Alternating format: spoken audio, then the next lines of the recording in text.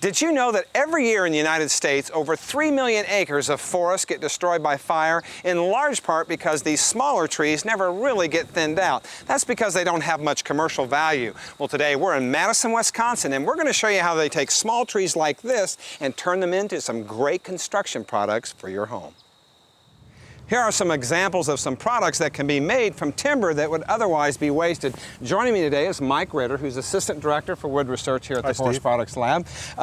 What have you got going here? Looks like some neat stuff. Well, Steve, this is a good laminated timber beam that could be used as a header or a beam in a house construction project. This was cut from 8 to 12 inch diameter ponderosa pine lumber. We're currently doing research to develop more efficient and more economical glulam beams using ponderosa pine. Structural components are the most expensive components sometimes that goes into a home. Yes, they so are. Being able to take lumber that would normally not be used and turn it into something is going to be a lot more value added for the customer. Yes, it is. Now, this looks like something for a log home?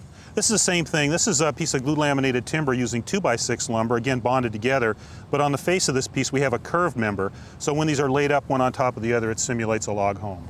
And finally, it looks like you've figured out a way to work with some small diameter timber as well. Well, we're working on that. When you get below 8 inches in diameter, it's very difficult and not economical to saw it into sawn lumber. So we're looking at using the material in a round form. One of the biggest problems there is coming up with joints and connections. This one's intended to take smaller pieces and join them together into longer members. This is the engineering lab where they test the materials they design and develop here. Mike, this looks like a larger version of one of the products we saw outside. It is, Steve. This is a good laminated timber beam made out of ponderosa pine cut from small diameter trees.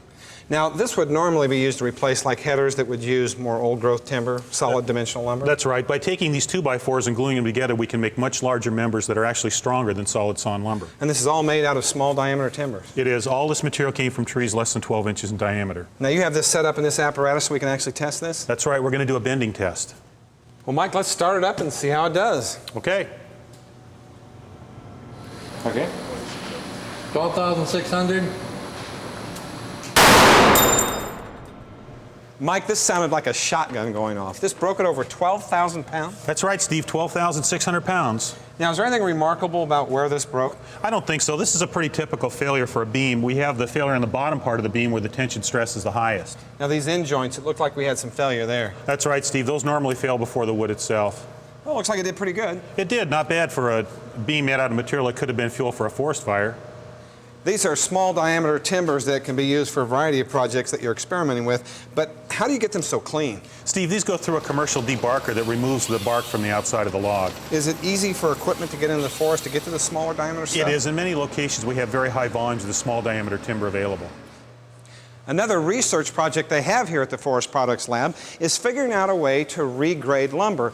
There are over 200,000 housing units each year that are torn down in the United States, and they have over 700 million board feet of lumber. This is lumber that would ordinarily end up in a landfill, but here it can be used to build new homes. Where did this old piece of lumber come from, Mike? Steve, this is a 2x6 out of some military barracks at Fort Ord, California. Now, does the damage hurt this much? Well, I think it will affect the strength, and that's one thing in the project that we've got now to develop a grading rule for structural applications for recycled lumber, is to recognize the damage that can occur during deconstruction. And we can test this? That's right, Steve. We're going to test it right now. Well, Mike, as I expected, this broke right at the knot. That's right, Steve. It failed about 1,400 pounds. How does that compare to new lumber? Well, it's about the same for lumber, whether it's new or old, I think, in this case. And the good news is, it's reclaimed. That's right. A great thing about the Forest Products Lab is that they're constantly researching new ways to make homes more environmentally friendly and more economical to build, whether that means reclaiming old lumber from old buildings or taking waste timber and turning it into some great construction products for your home.